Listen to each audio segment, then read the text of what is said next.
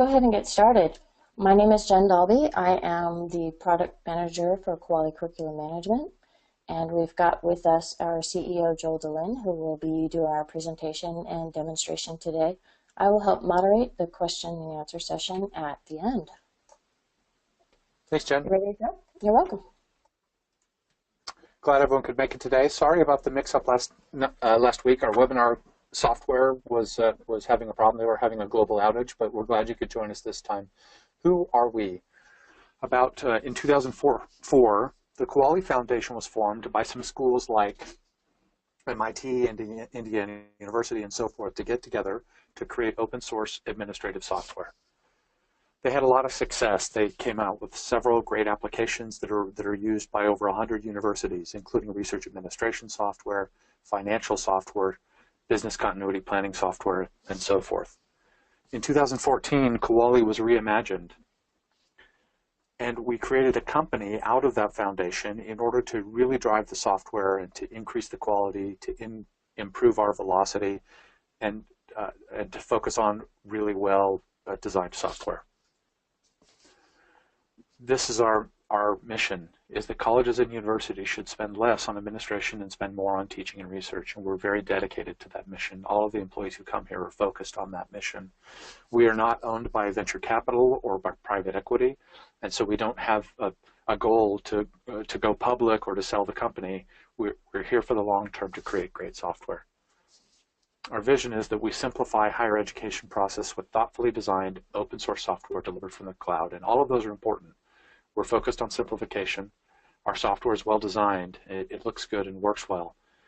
It's always open source, so you can run it yourself. If we ever raise our prices or too much or become non-responsive, you take the software and you run it yourself. And there's no cloud provider in the student information system space that can offer that same claim. And we deliver our software from the cloud. If you think of what a student information system might look like, it includes all of these modules. We are not talking about all these modules. We are just focused on courses, programs, and approvals, and the automatic generation of a catalog. These are modules that you can add into whatever system you want. So we have customers that are using PeopleSoft, Colleague, Banner, Genzabar, homegrown mainframe systems, and this product works with all of those systems.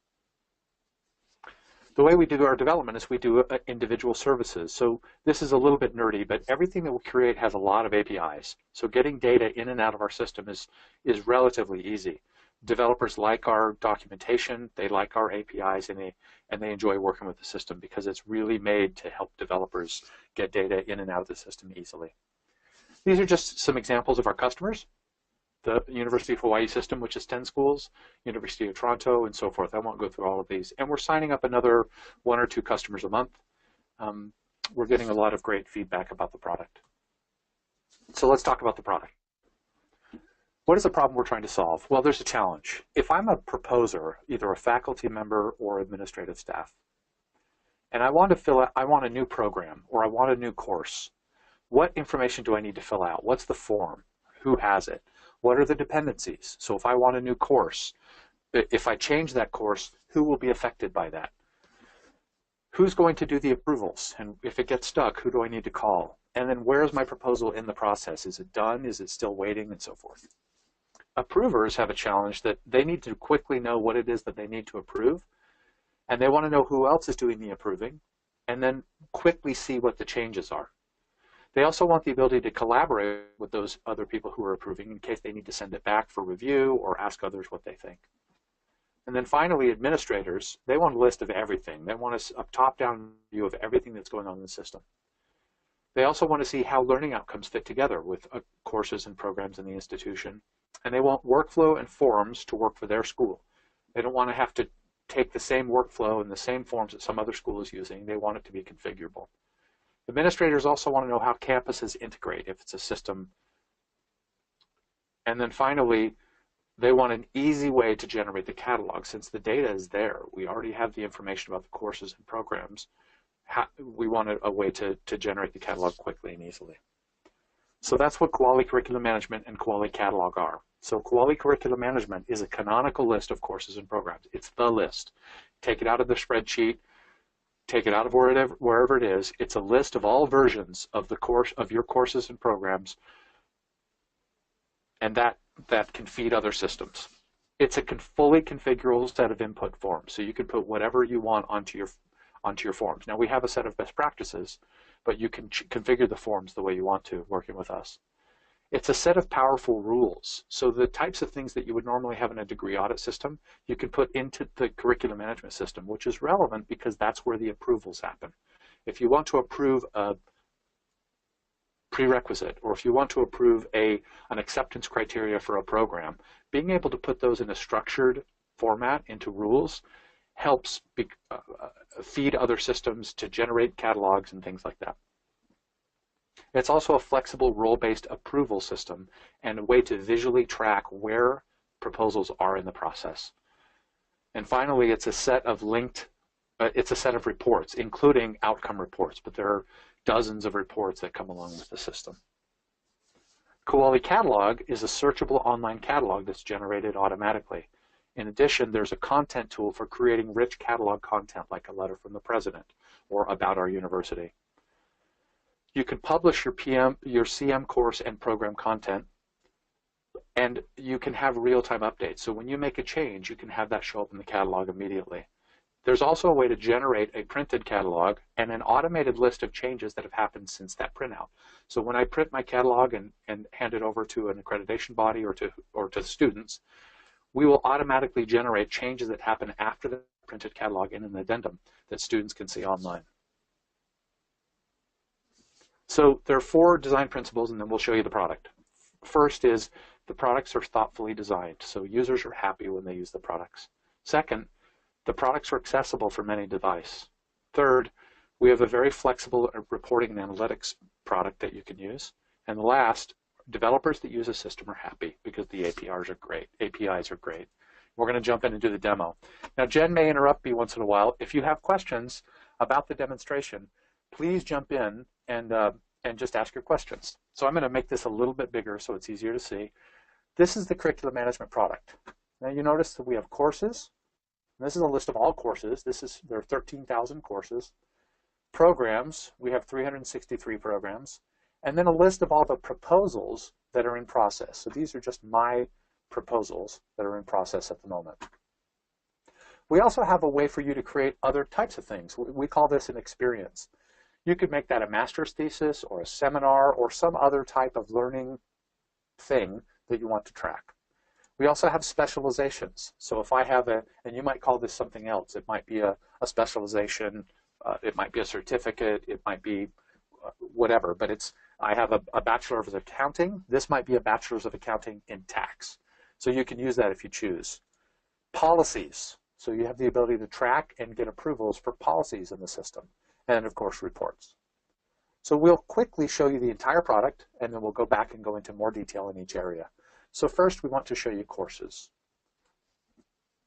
So I'm going to start typing English 228, and you'll notice that the search narrows down very quickly. So there were 13,000 courses, and as I type, it narrows it down to the courses that I want to see. So when I type in English 228, it narrows it down. If I type in Shakespeare, it narrows it down. If I type in something else completely, let's type in Darwin, it will take that data from the description, from the title, or the code. You don't have to choose. It's like Google. You start typing, and you're able to find what you're looking for. So when you go into the course itself, here's the course. There are multiple versions of this particular course. So there was one version between fall of 2010 and summer of 2014. And then we made a significant change, and now there's a new version, the active version, that's active as of fall of 2015 and will continue to be active until I make a change. And the types of things we track are subject code, the title, campuses, the college and department, the course owner, content like the transcript title, learning outcomes, credit information, how it's delivered and what the activities for this course are, and all of the requisites. prerequisites, co-requisites, anti-requisites, and so forth. There's also a neat feature that we call tags that allows me to link this course to any other courses and programs using whatever tag I want. Now, this is different than a prerequisite or co-requisite. It's just a feature that lets you have some flexibility to use tagging however you'd like to use. That's a course. A program. So let's look up the literature of Shakespeare program. So this is a future version. So this starts in a future term. And it has a college, a department, a program owner, program level type. Is it what type of degree? What is the program title? The transcript title, the diploma title. What's important about these forms is it kind of doesn't matter what I'm showing you right now because you can choose whatever fields you want. We have some best practices that we'd recommend, and we allow you to talk. You'll have an opportunity to talk to other customers to get ideas of how they're doing things, but you can change these forms to include the fields that you want to field, including supporting documentation, learning outcomes, acceptance criteria. Here are my graduation requirements. You can even have a satisfactory progress requirement, which shows you what kind of a guideline of what people should be doing per year if they want to be successful in the program. Method of delivery, here are some specializations, and again, here are the tags. So that's the programs, the courses. What I'm going to do now is show you how the workflow works. So let's go into Introduction to Shakespeare, and we're going to propose changes. So let's say I'm a faculty member. So I'd go into this, I'd search it, and I'd click Propose Changes. So first thing I do is select when the changes are going to be effective. So let's have them be effective in fall of 2018. And then I put a proposal rationale. All leading institutions are adding learning outcomes to their courses. Now, I have the ability, if I want to make this a pilot course. Now, you can choose to use this in your university or not. But if you do use it, you click on this as a pilot course, and you'll notice two things happen. First is a justification popped up over to the side. So if I unclick that, that justification goes away.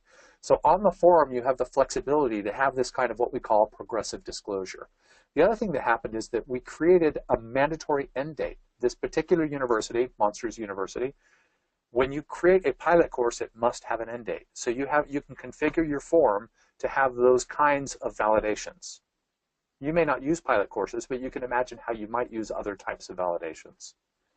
So there's my course. Notice that there's a conflicting subject code. So you can make it so that this is just a warning and it allows you to do it. Or you can configure it so that you can never have a conflicting code and it would disallow this completely. We've configured it so that you can have a conflicting code. This is conflicting with an old retired course. I could add a campus. Let's add Shady Grove. I could create an alias. Some call this in Banner, this is called a cross-listed course. So I'm going to call this English 228 is the same as LTC 225. So now it shows you up here, and now you can search on it. You can search for either English 228 or LTC 225, and this will come up in both cases. Now, as we make all these changes, all the changes are tracked here. So that if I ever want to get rid of one of the changes, I just click here, and that change is now gone. So I want it to be the English department, or I could change it. Let's say I want to narrow it down. I have a number of colleges. I want to narrow it down to College of Arts and Literature. If I don't narrow it down, all the departments show up. If I do narrow it down, then only the departments in that college show up, and we're going to make it English. I could put in a course owner. Let's say Tad Giles is the course owner of this course. And then I have lots of other information. If I want to have general education categories, I could add this to the content area for arts and languages. This is completely configurable. What general ed categories or whether you even use them is up to you. Now, do you want this included in the catalog or not? Sometimes you have a course or a program that's active, but you don't want it in the catalog. So this, you would just deselect it if you don't want it to be active. In addition, as I'll show you later in the catalog, because this course starts in 2018 fall, when I generate the 2017 catalog, this course will not show up. So the catalog respects these versions at the top. Learning outcomes.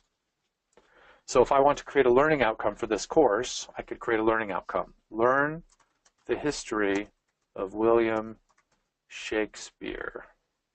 I could actually assign that to a category. Let's call that knowledge. And those categories can be configured by you.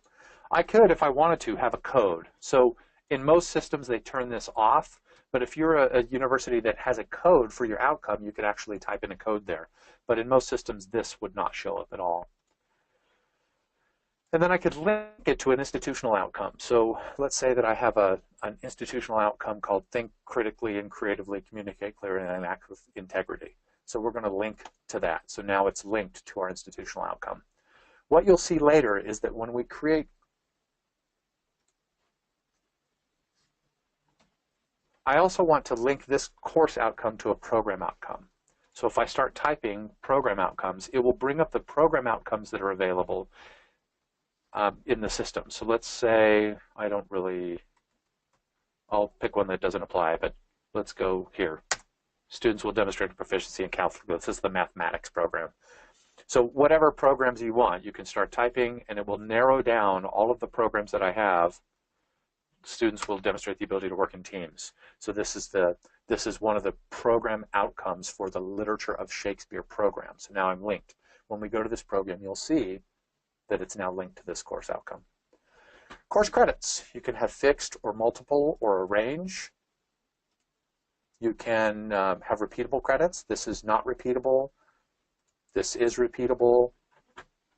You can have a variety of activities. So I could have a standard semester type or a non-standard semester type. If I pick standard, I can actually pick the number of hours per week. This lecture is 3 hours a week. The lab is 1 hour a week. Based on the ratios that you define, that would be about 3.5 credits. You can choose to use this gadget or not. If you don't want to make these recommendations for the faculty, you don't have to use the gadget. So let me pause for just a second. Jen, are there any questions so far, or should I just keep going? Yes, we've actually got a question about formatting in the fields and enforcing the type of data that goes in. So for example, if you wanted to make sure that someone entered data that had a space or did not have a space or a certain number of characters, something like that. Yeah. So not just an open text field. All of these fields have the ability to have validations on them. And this is, you don't have to write any code to do these validations. This is a configurable system. So if you want this number to be a 3-digit number, no problem. If you want this to come from a list from options, no problem. If you want the transcript title, here's an example. If you want this to be only 4,000 characters, it's just a configuration, and now it's 4,000 characters. So all caps, numbers, letters, the number of characters that show up, all of those things are configurable. That's a good question. Feel free to interrupt me if another question comes across that makes sense to.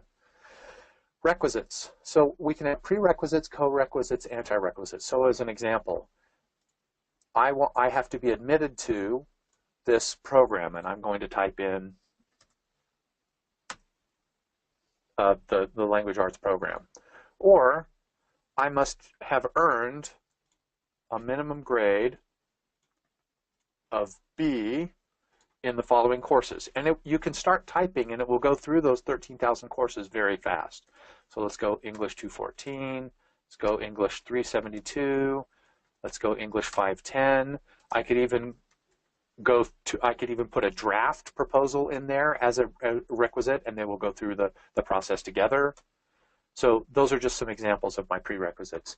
In addition, I have the ability to create some logic. So I could say, for example, I must have completed this course, and the choices are courses, credits, degrees, course ranges. I could even have experiences or learning outcomes in these boxes. In this case, I'm going to say must have completed English 360, and I want that to be an OR.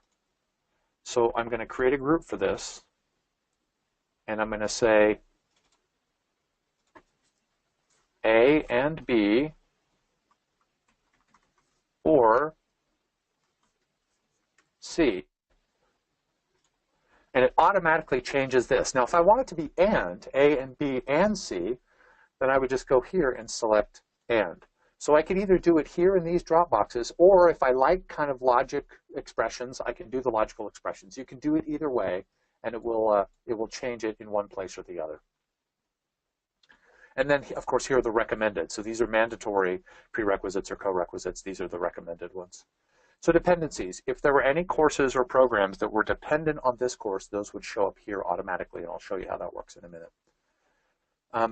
Finally, equivalency links. If I want to link to another system, so let's say I'm the University of Hawaii or SNHU, who are both customers of ours. In SNHU, let's say that they have their COCE campus and their college, the COCE and their university college, and they want to link courses between theirs. They could bring up the other system and they could add a course, whichever course they want to, and link. And that way, when something changes in that course in the other system, you'll be notified here so you can decide if you want that equivalency to be maintained. Okay, so when I'm done,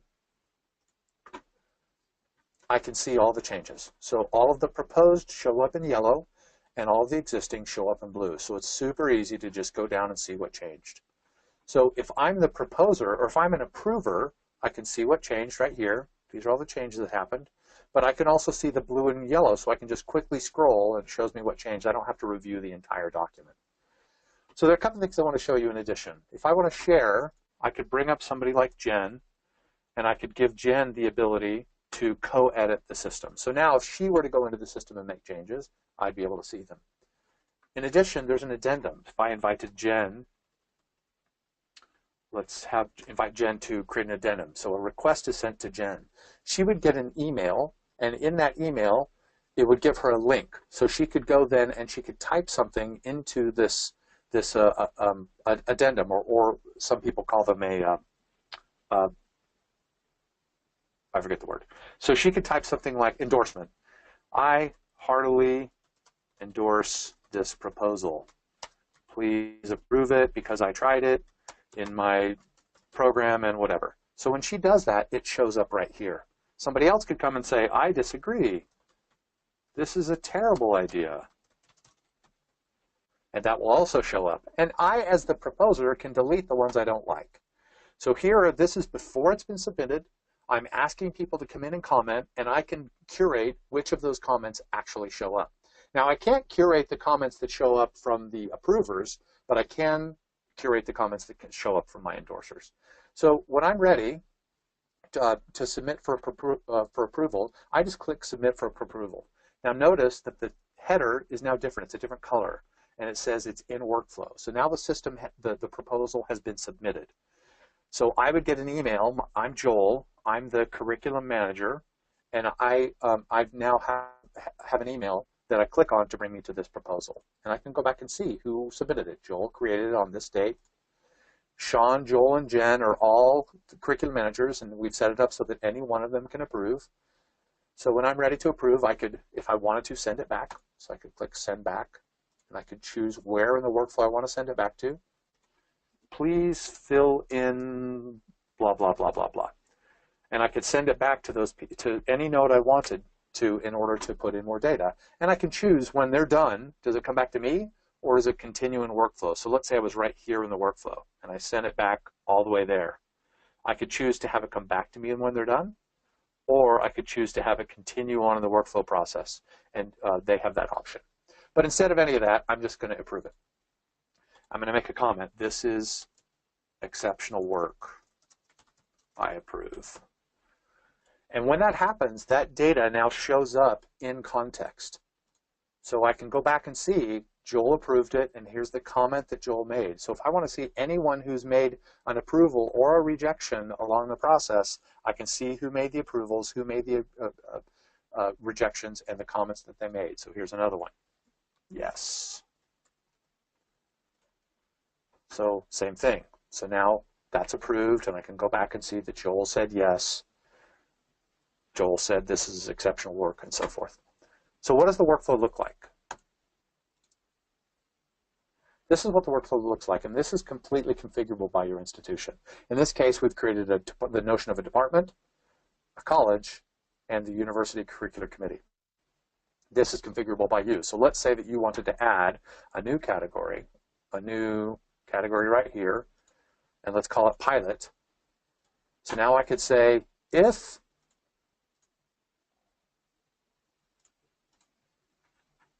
the pilot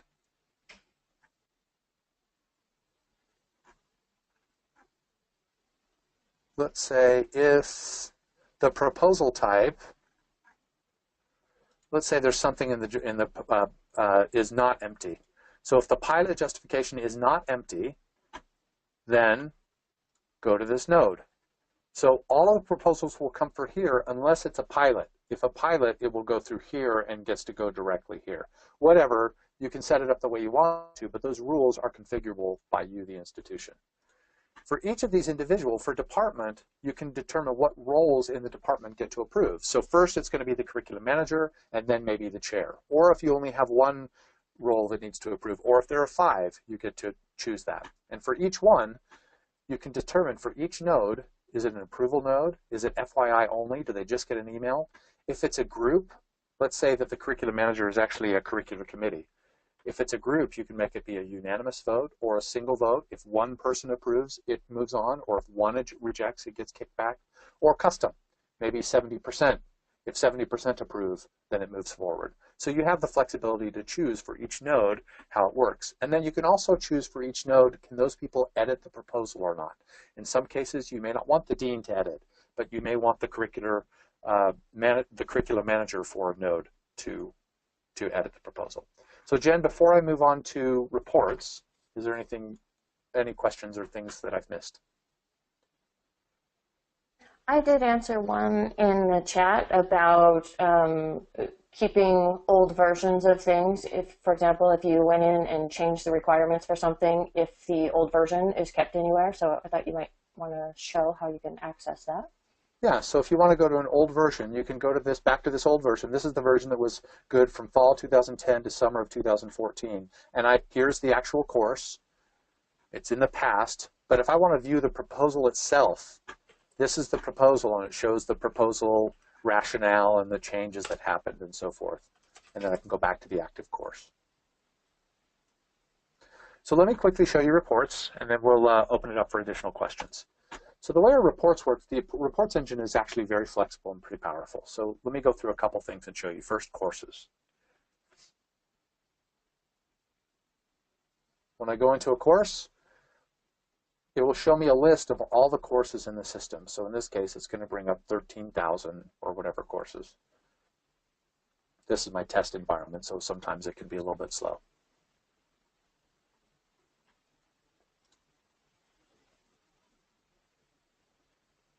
Okay, so there's my count by code. So it shows me the number of courses by code.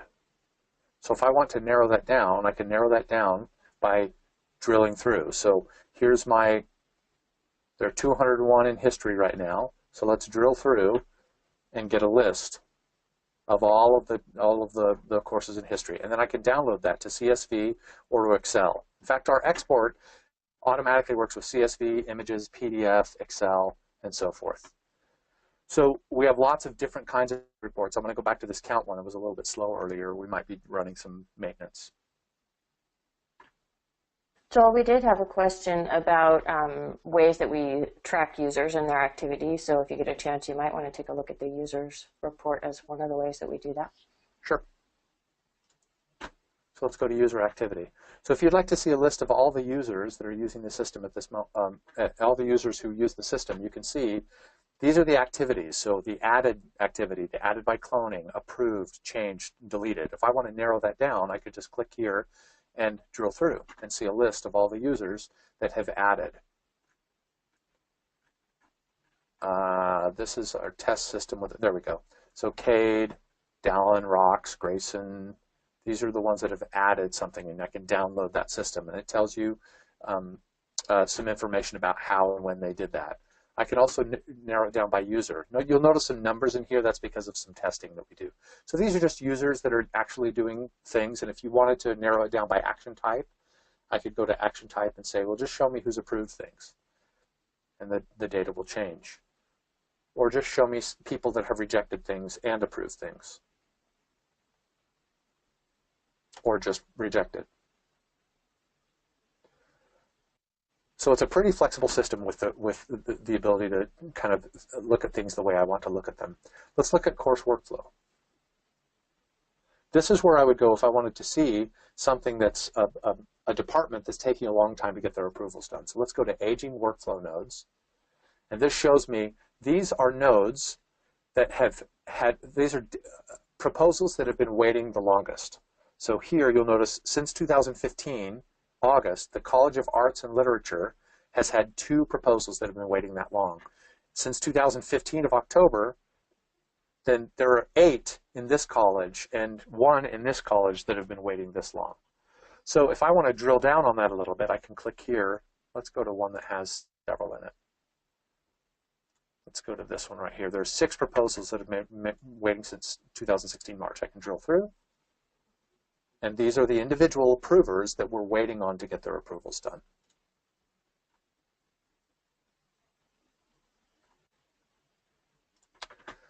And I also just wanted to quickly show you program outcomes.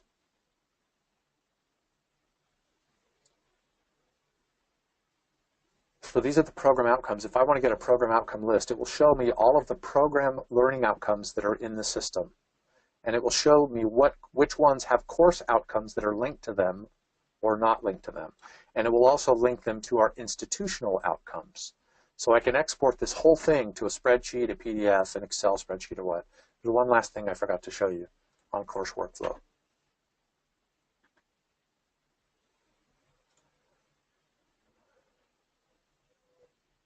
So this shows you the count by code. So if I want to see the number of proposals that are waiting by code, I can just show it right here. And again, I can drill through and show you that information. So one other functionality of the reporting that I wanted to show you that makes it easier for me to narrow things down. I'm looking at the count approved over time. So this shows you in our system how many approvals happened in every month for the past couple of decades. So if I want to narrow that down, let's say I just want to see 2001 to 2004, I would just select it right here. I would select that section and focus. And it will narrow it down so it just shows me that section. If I want to narrow it down further, I would select right here, focus even further. And now I can mouse over things and I can kind of get the information that I want to get in order to see what approvals have happened over time. So I want to show you one more thing and then we'll be done. We'll just open it up to questions, or then we'll show you catalog. Proposal groups. Proposal group is the ability for you to put courses and or programs or experience or specializations into a group that go through workflow together. So for example, here's a new applied sciences group, proposal group. So in this, we have some courses and some programs that may not be in the same department, but as a group, they go through workflow together through their individual workflow paths, but I can track them as a group. So we're 59% done. This one is done and active. This one's still in workflow. If I have the ability to approve this, I can approve it right here. But if I don't have the ability to approve it, it won't give me this button. But at least I can track it. I could also print this off for an agenda meeting. So if I wanted to print off an agenda meeting, take it into the agenda and approve the courses and programs that are unique to this particular group, I have the ability to do that. Okay, Jen, unless there are any questions, I'm going to jump into catalog. We're good. All right, good. Okay, so I'm going to a completely different system for catalog. It's a different test system, so it's going to make me log in again.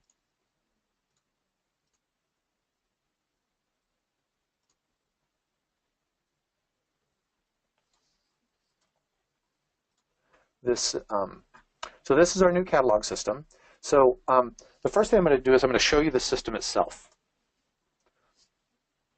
So this is what the system would look like skinned in your individual website. So this is BYU Idaho's skin. I'm going to show you what it looks like vanilla. So you can skin it any way you want to, and you can have multiple catalogs. So if I were a system and I had 3 different catalogs, the student could, if you wanted to, you could let them choose the catalog from any of the schools in your system. The first thing you do is you have the ability to create content for the home page, and I'll show you how to edit that in a minute. You can also have your courses show up, and the courses will show up automatically. So If I start typing, narrows it down to anthropology.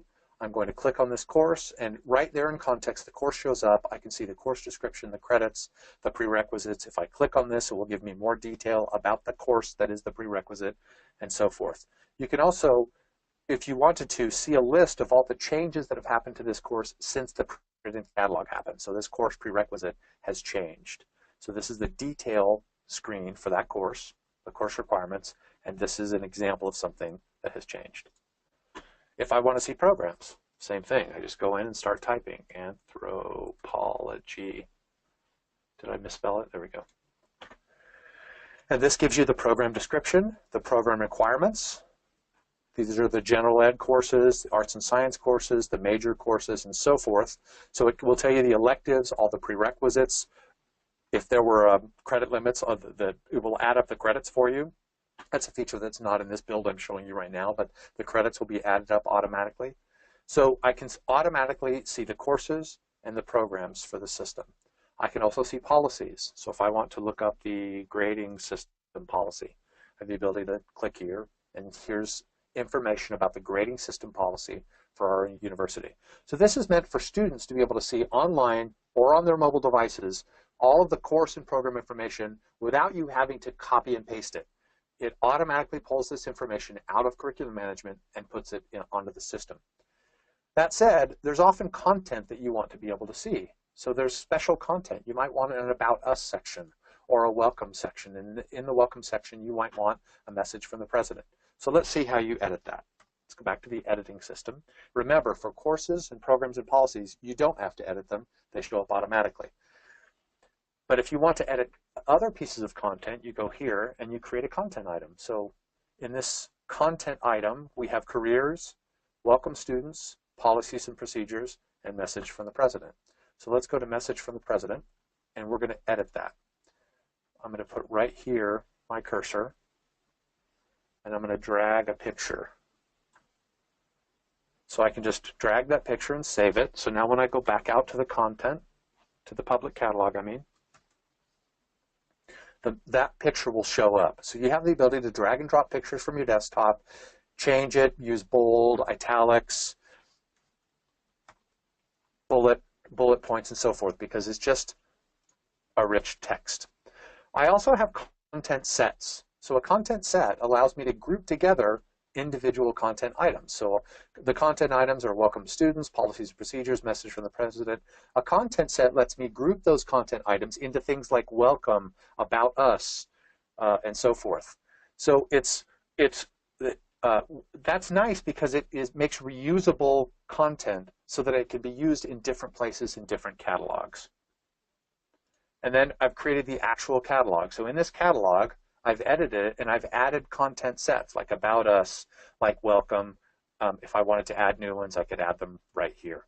So if I want to print that catalog, I have the ability to download and print the catalog. So I'm just going to download it now. It'll take a little bit. I would only typically do this once a year, but it takes about 2 minutes. So while that's happening, we'll just go ahead and let that happen.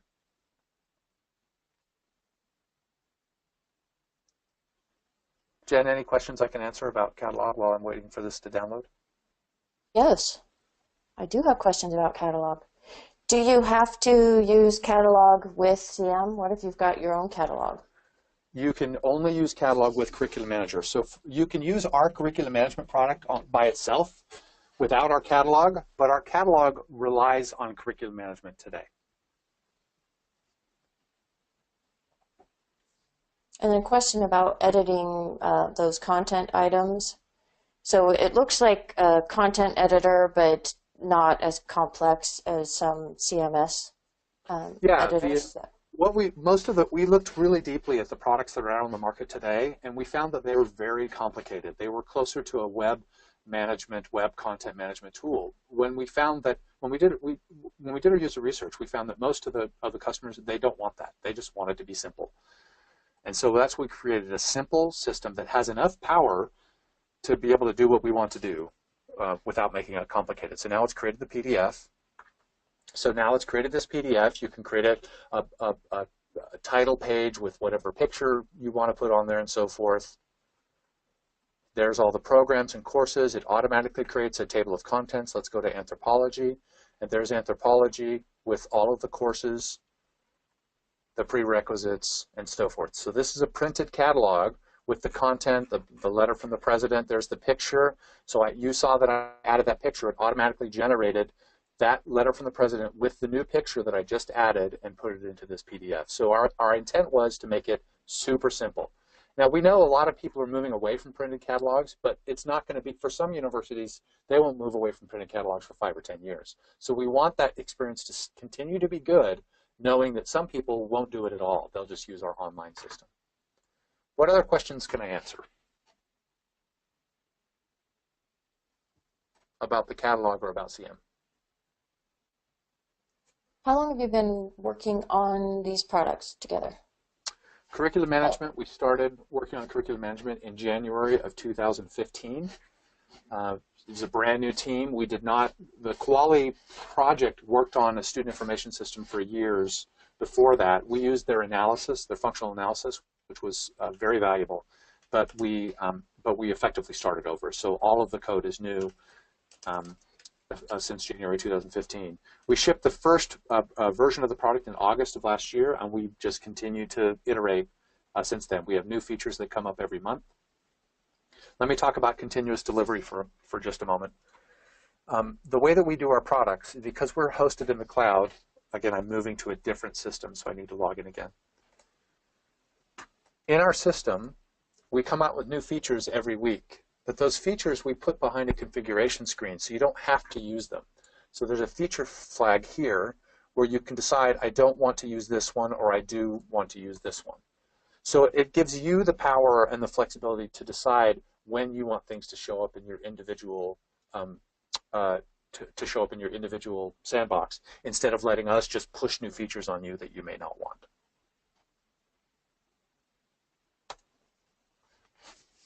Great. I've got a couple other questions. One is, how do you embed the catalog into a site? Is there generated embed code, or how is that going to work?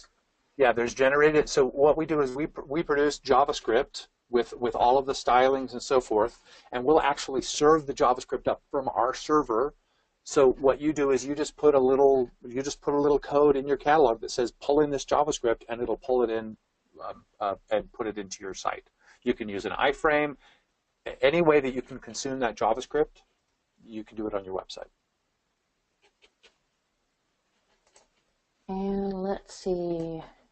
I had a question asking, can we print tailored parts of the catalog? I think since you can print as many, you can create as many catalogs as you want, you could configure them however you need it, right? Yep, that's right. So if I want to, let me go, it makes me log in every time I go to the different system, but because I can create multiple catalogs, we created this feature so that you could create catalogs. This is, you could create a catalog for the entire university. If you have 3 different universities, you could have 3 different catalogs, or if you wanted to have catalogs for each department, you would have the ability to do that too, because you can create as many catalogs here as you want. And those catalogs can reuse the same content. So one of the reasons why we did that. So the message from the president, you might want to show up in all catalogs, but you may not want to show the careers section in certain degrees. Right. Here's another really good question. How can we use our own catalog with CM? Are there APIs that allow us to get the data from CM? There are. So many of our customers are using, many of our customers purchased a catalog from competing customers, and they want to link in. So what we do is we have a very, very rich set of APIs that you can use. Let me show you what those look like. They're available on the internet. So these are all of our APIs. So if you wanted to start integrating with our system, you would just turn your developers loose on the system. And it goes through every course schema, every API, every document with sample code. It shows you all of the parameters that you would need to type in. We also have community places where your developers can go and talk to each other so that they can share code snippets and so forth. And this isn't just for our student system. These are for all of our products you can get from this website right here, developers.kuali.co. So Joel, here's another good question. Can you create different user accounts with different editing permissions for different parts of the catalog? Now, some of those parts come from CM, and some of them are the content in the catalog.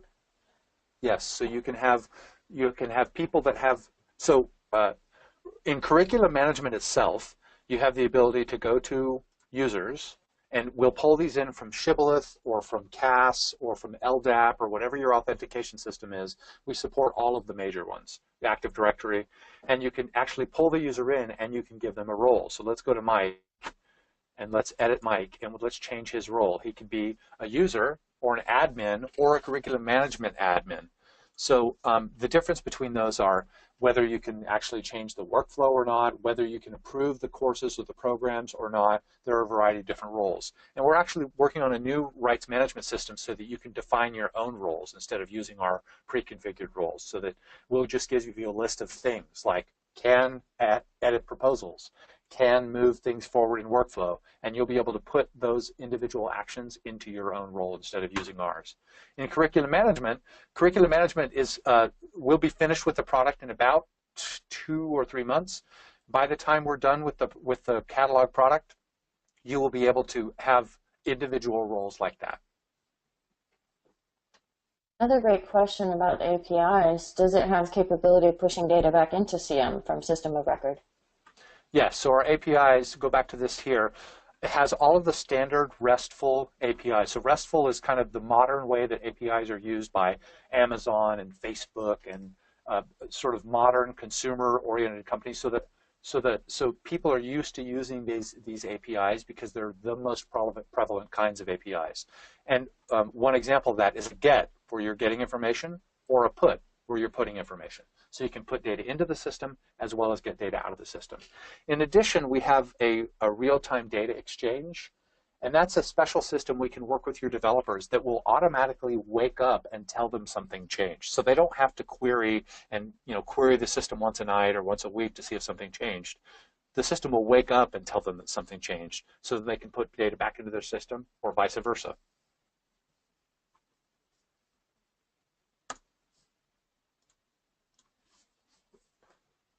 That's all the questions I've got in the questions panel right now.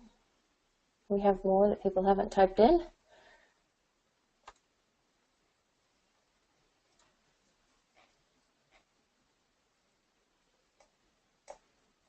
Awesome. We're really grateful to you for joining us. We want to remind you that Kuali Days is coming up. If you're really interested in the product, if you're a brand new customer or a customer with us a long time, or somebody who just wants to know more about the system, Kuali Days is a great way to do that. It's really a 2-day conference, but we also have a 4-day developer conference. So if you're interested in just coming and learning more about us, you come for 2 days. We basically recoup our costs. It's not a money-making endeavor for us. It's a way for us to have the community get together and share information, and it's really a lot of fun. So we encourage you to come to Kuali Days no matter where you are in the process of exploring working with Kuali. And if you have any questions, if you want a personal demo or if, that we could do over video conferencing, we would invite you to contact Paul at kuali.co or info@kuali.co, and we'd love to get back with you. Thanks, Jen.